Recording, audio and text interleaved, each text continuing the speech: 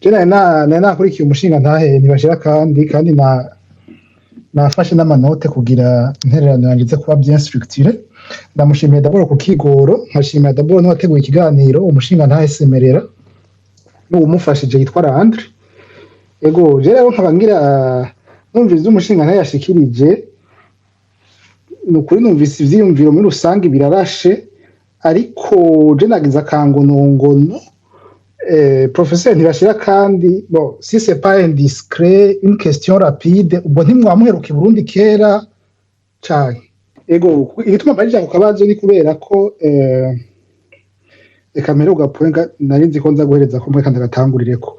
Mwavuze ikintu kijanye na bancarisation, muragaruka muti kera ku mushinga naye bagaza yari yagerageje avec Kadebu ainsi de suite, n'umushinga ntahe ni kwigize hando yabigarutseko.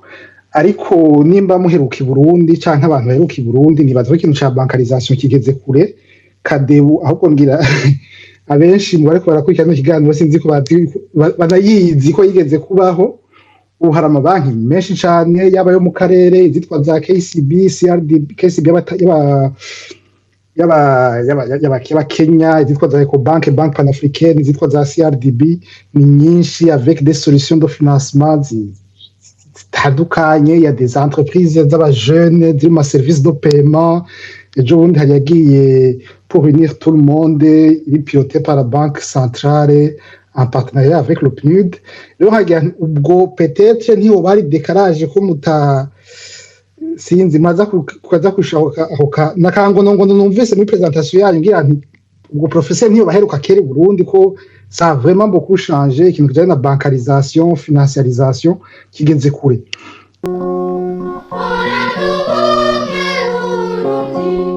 ngo bancarisation ngo abarundi ngo Burundi buriko buraba bancarize n'iki ngo hari amanu z'ama système ariko araba mise en place, abajene bariko barijukira amabanke, ariko nibaza ko bancarisation ija au-delà y'ivyo vyose y'utwo tuntu dutoye, kuko bancarisation baharura abanyagihugu baja bafise amakonte mu mabanki, kuko kuja ngo lumikashe ngo kuba wagize amafaranga bakurubikira kuri lumikashe nta na kimwe, c'est pas bancarisé, kuko bancarisé no kuvuga ko akoresha banke kugira yiteze imbere ashobore kugira imigambi yiwe. Aro mu cegeranyo INSEBU na BERB bagize ni mu mwaka uheze bavuga yuko abantu umuriyoni umwe w'abarundi gusa ku miliyoni 14 aribo bafise konti muri banke. Urumva ko nta na 10% barimwo bafise konti muri banke. Ni ukuvuga 80 presque 90% y'abanyagihugu nta konti muri banke bafise. Ivyo rero bituma n'ibintu vyinshi. Ubwa mbere ho hariho kutizera amabanke, kuko babona ko banke kumbure babasahura. Hanyuma hari n'ibi vya internet, urabona abarundi hari ibice bibiri gusa kwijana by'abarundi niyo bafise internet. Hari ikibazo ca electricité bice 11 kwijana niyo bafise electricité. Ivyo vyose rero bituma bancarisation abantu baja muri système financier bigoranye, kuko ntibavyizera. Hanyuma hakaba imbogamizi, les obstacles ziriho zituma bataja muri système bancaire. Ivyo nibaza ko tuteza kubimenya yuko hariho des obstacles zituma abantu baprefera udufaranga baronse bakatushira mu ntuze munsi y'igitanda, bakadushira mu ahantu bashobora kutwikorako mu mwanya wari wose. Ego rero ngiye kuvyo mwavuze, je ndatanga intererano nongera ndashikiriza n'ibibazo vyanje. Eka mpere mwe mwagize muti Uburundi butwawe n'umuryango umwe n'akagwi gatoya. Uwo muryango nimwabironkera kanya ngira vuve prendre la question, noter la question. Uwo muryango umwe utwaye Burundi mutubwiye byoduha umuco, kuko urumva twe nk'abanyagihugu bato turabona neva ari hajya n'abamufasha n'abaministre guverinoma turayibona, abagize inzego z'umugambwe CNDD-FDD turababona. Bamutubwira muti hari umuryango, donc hari une famille. ngira mushoboye kuduha n'éclaircissement là-dessus byodufasha. Ikindi mwagize muti harakenewe neutralité y'inzego z'umutekano, ati kuko inzego z'umutekano z'ubu zikorera leta.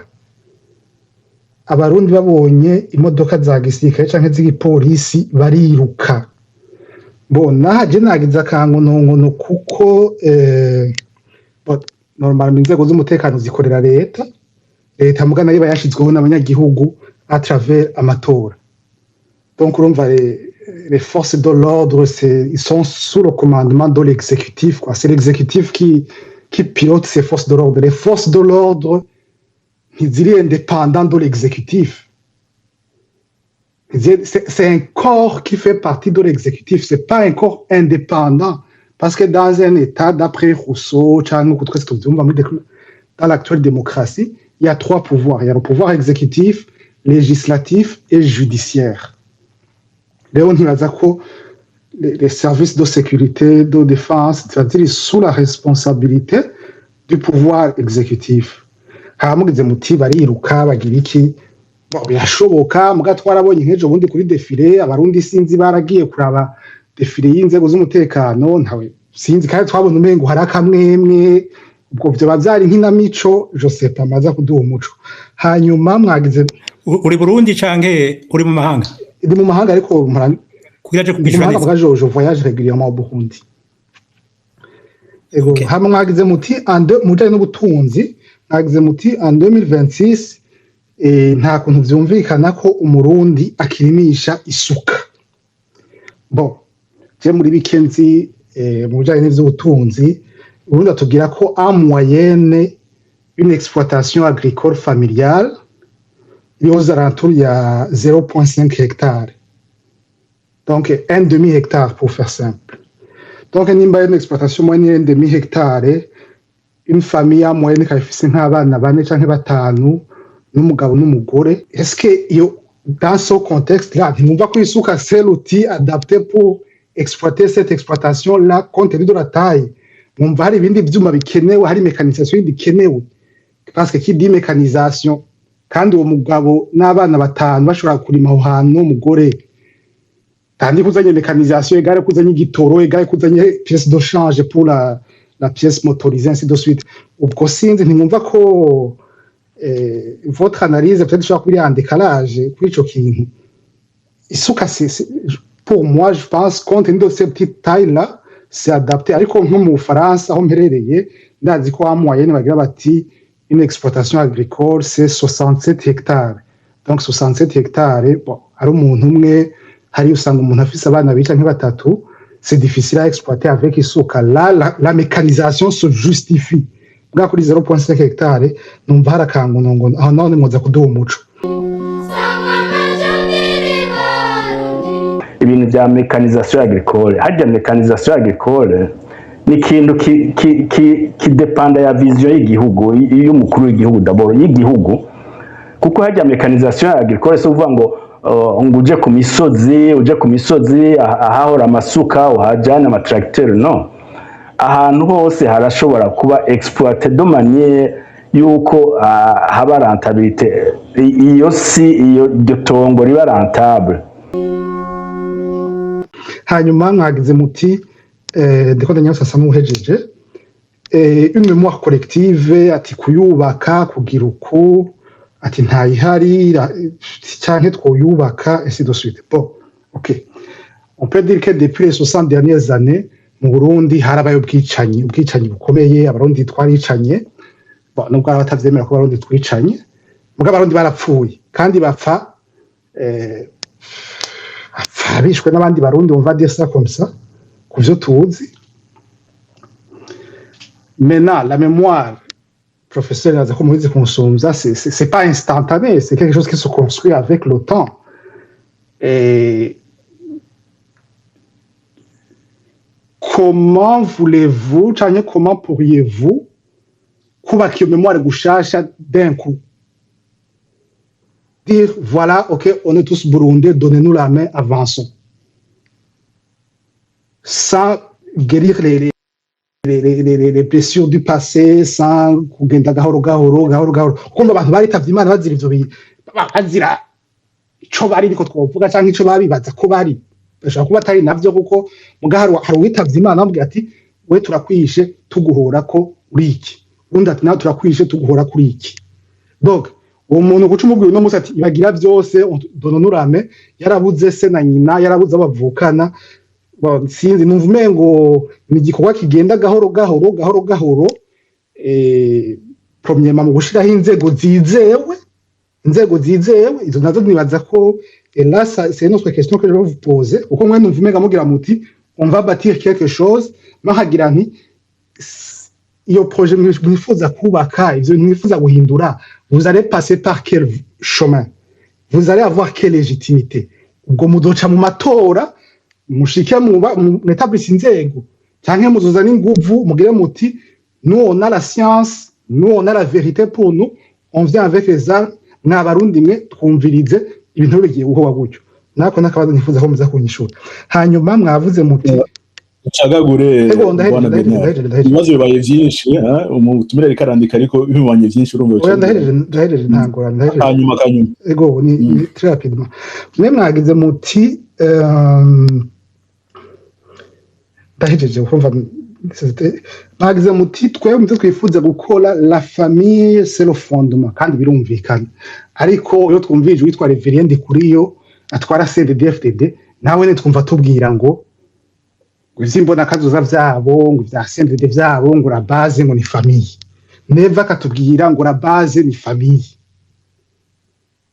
ubwo mwamuvuga rumwe nabo ntimuvuga rumwe nabo quelle est la différence entre les deux discours parce que vous aussi vous dites le fondement de notre action c'est la famille neva tubwira ngo le fondement de son action cyangwa vya vision 45 60 ou 70 neza on est la famille Everien on est la famille donc we tandukaniro hama kandi kantu mpereza ko nakantu mwagize muti sévère peut-être là vous avez mwihenze ngira bakoje jambo tegero si mwashitse gukoresha mwagize muti sévère yegenderekana amagufa yabacitse kwicumu ubu umuntu ashitse kwicumu ntaba yapfuye nibazengira ko mwashatse habaye indéciment mugana tufite ko mwashitse mugira muti baratubwira bati aba bapfuye nabo ubwoko kandi réellement atari ubwo bwoko canke la motif canke le motif y'urupfu rwabo bakayiduhendako mwankagira nti kasorano tienne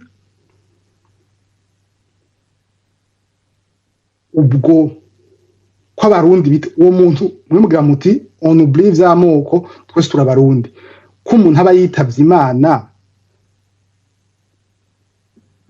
d'après votre vision de construire l'identité du Burundi, on oublie tous les ethnies, tout ce que vous voulez. Pourquoi insister sur l'origine ethnique et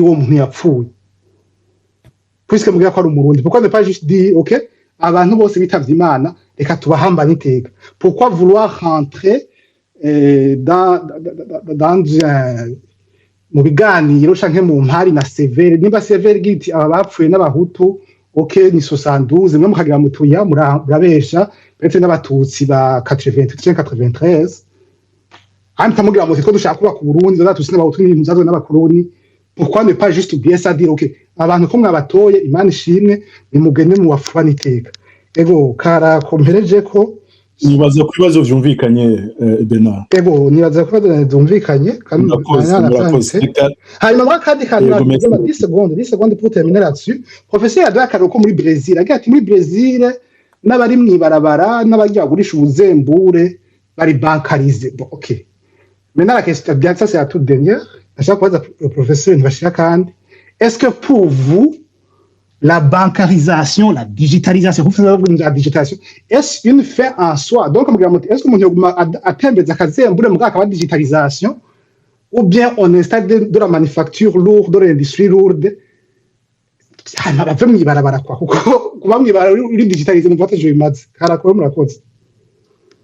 Bernard, finalement, il y a une interrogation dans ibibazo. Alors, ivyumviro birarashe bankarizasi igeze kure Bernard niyumvira ko naho uje Burundi hari ivyo utatubwiye okay birashoboka ko bankarization geze kure mugabo les valeurs n'existent plus. Le secret bancaire par exemple n'existe plus. Turumva neza ubusuma buri organize n'abakora mu mabanki amakani menshi hariho n'uvyeyi na cas très récent ni wabuje Burundi urabikurikirana.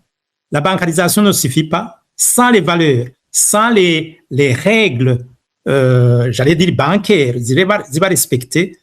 Sinibaza kwiyo ari okay amabanki arashobora kuba ari menshi mugabo igihe abaye mal géré sans les valeurs biya byose nadondaguye sinzi ko ari kuvyita bancarisation wewe jewe suko ndabibona.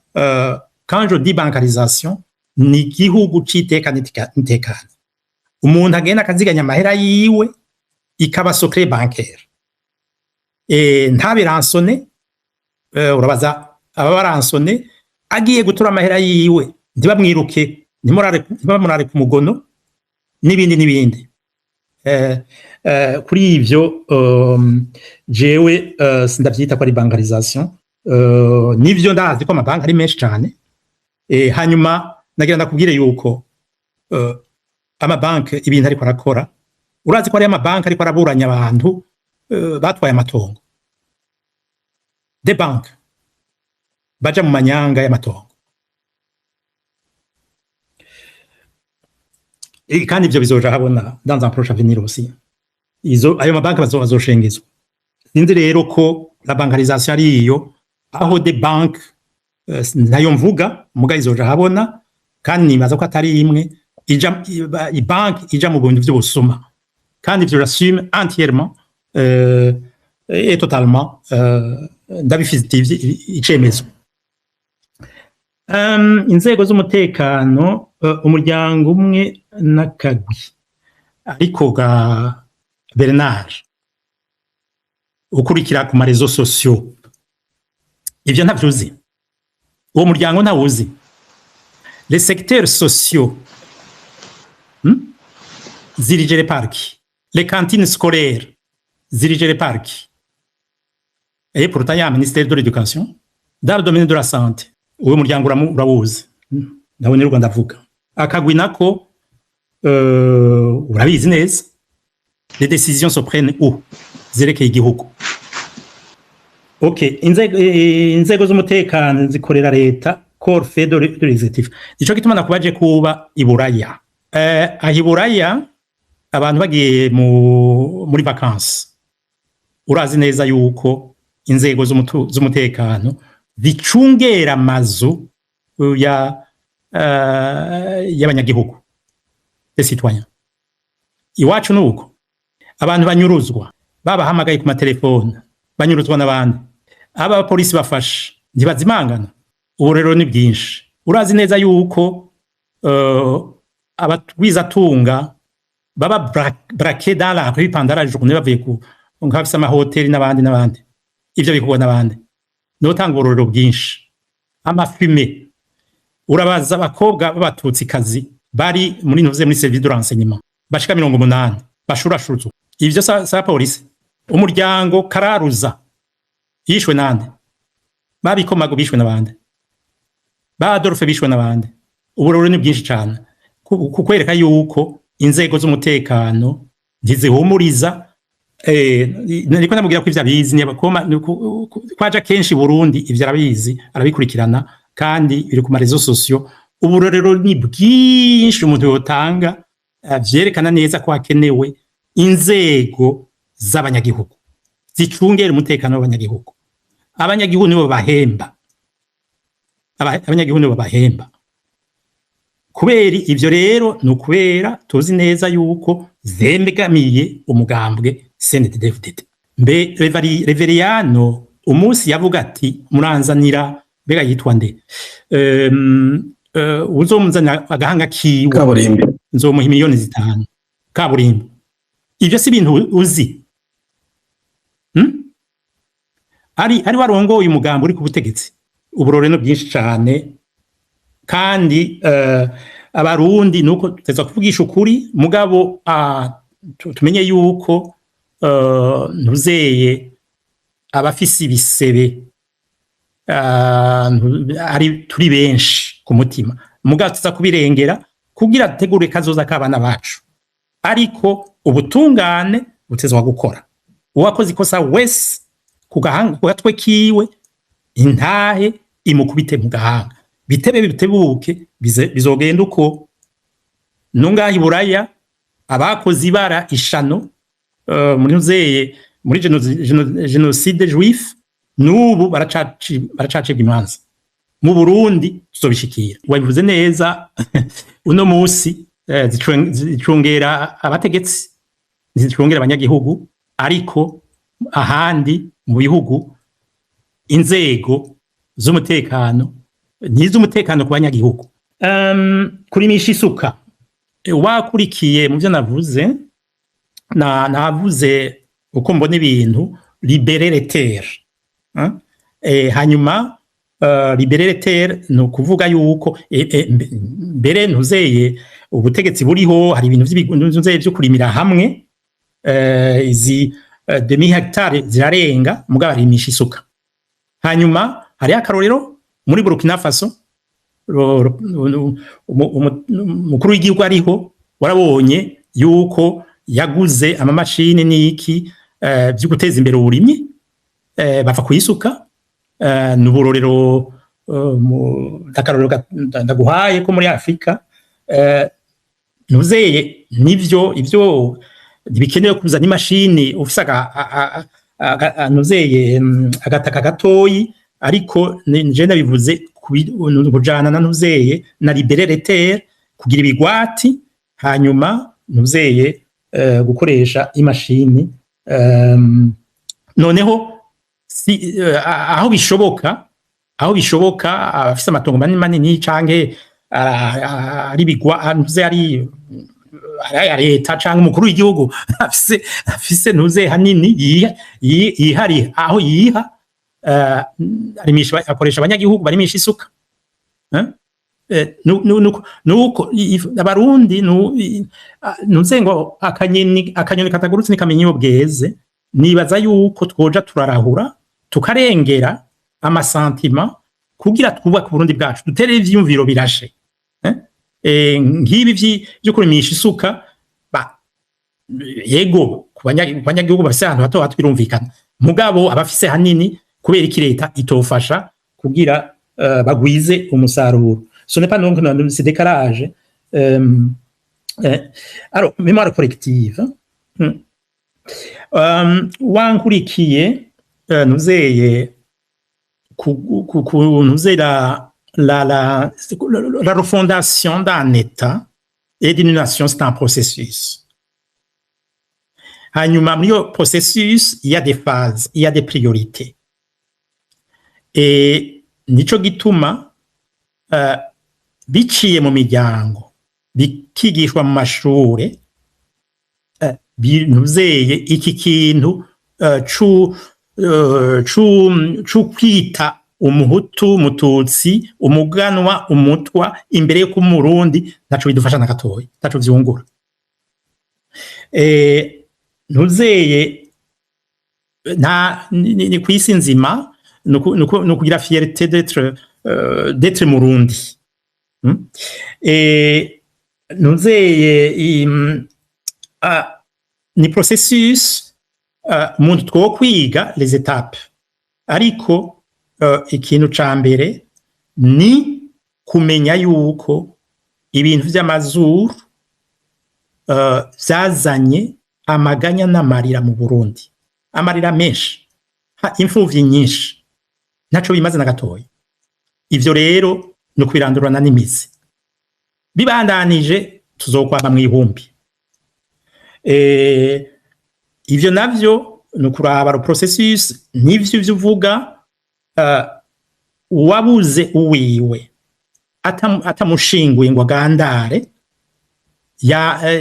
nta mahoro aronka kandi ababuze mu Burundi ni benshi cyane kubahamba niteka nitegeko c'est un devoir d'un état responsable nta gucagura ubwoko imizimo kwa sinzi kushika ikikokwa ca severe uko bivuga uragishigikiye none ubombwira amagufa batoye begeranije ko ari ayo muri 93 canke muri 72 canke entre 2005 et 2015 et aujourd'hui pardon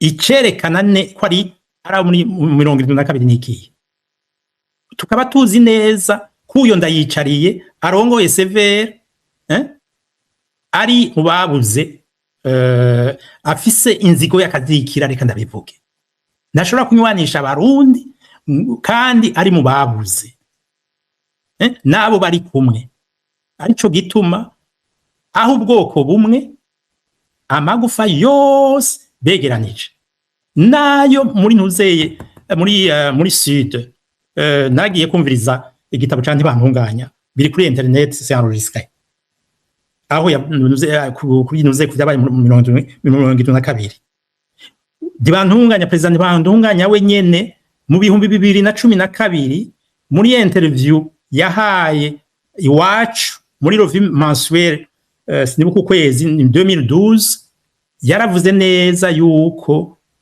umuntu uzeye mu bumanuko bw'igihugu zavuga izo n'ahandi nuzera rebellion yakoze ibara je cite iramara abatutsi ninda je cite ivyo ndibandwanya yavuze pa muri ico gitabo mugabo muri interview yo muri 2012 ninda yari mu nda y'umututsi barayikurayo ugira umbwire rero yuko muri sud mu magufa begeranije muri 80,000 tutsi bishwe nta muri aya magufa nta magufa y'abatutsi arimo nivyo nise kuva mu nyuve neza simpakanye kwa bwicanyi bw'abahutu ico mpakanye ni uko kuvangura abacu nivyo nakoresheje bacitse ku icumu nashatse kuvuga abishwe mu ntuze mu ngwano zose zabaye ko ivyo tukwiye kubirengera kubuha ubwoko tukiga ingene bijya nise nuze deuil peut-être collectif hanyuma tugahamba abaca bacoye kuronka amagufa nuze ibisigarira les restes nuze humains bakabahamba niteka hanyuma hakaba un monument national ku barundi bose ariko CNDD-FDD ndiri kuri tujana muri yo nzira kandi nivyo rero nuzeye nuko jembo n'ibintu le but ivyo navuze vyose ningene nuzeye comment nuzeye guérir les douleurs izo ntuzeye izo blessures tugendana ntizohera abacu tutabahamvye ntizohera tutagandaye ni mugigwa mu kirundi kanumve ndiko mvugira ubwoko ndiko mvugira abarundi bose babuze iyo ntambwe narayirenza yo kuvugira ubwoko gushiraho inzego passer par quel chemin inguvu les armes uratora inyishu nanjye navyishuye sinagigaruka ko ico no kugira coco ubutegetsi hari buryo butatu hariho ntuzeye coup d'état hariho umuheto canke revolution populaire abarundi bonyene bazotora uburyo burashe bwo n'aba CNDD barimwo ce sont les premières victimes aussi du système kandi nibo benshi donc ico nshaka kuvuga nuko ishayugwa ry'uburundi rizogirwa n'abahutu n'abatutsi bari mu gihugu n'abari hanze nibagiye abaganwa n'abato ivyo kugira bihinduke twese biraturaba kuko igitoro kibuze nigicagura nkuko nabivuze muri space yeruka nigicagura ubwoko système éducatif burundais ibaye complètement délabré imiti ibuze kwa muganga ifumbire nibicagura tugo abarundi bose bagowamwe arico gitume vy'amoko ari kubirengera sinarinzi j'apprends urakoze kubimenyesha sinarinzi ko Neva na Reveriano bavuga la famille yo baramatama vy'amavuta mugabo ivyo bakora nibijanye nivyo bavuga kuko ma famille yarabadesime natanze uburero butari bukeyi inzara izura inzara ariko umukuru w'igihugu nko avyivugira we warujuje no kumushikanira bamushikanira ibikorwa uno munsi no ku bakoroni ntibashikana nk'ibyo bashikanira Ndayishimiye n'ibyo bashikaniye inkuru nziza n'ibara ryo kumutemere mu 2026 n'ibara ryo kumutemere. Sinzi Bernard ko kuri d'accord avec moi n'ibara ryo kumutemere. Alors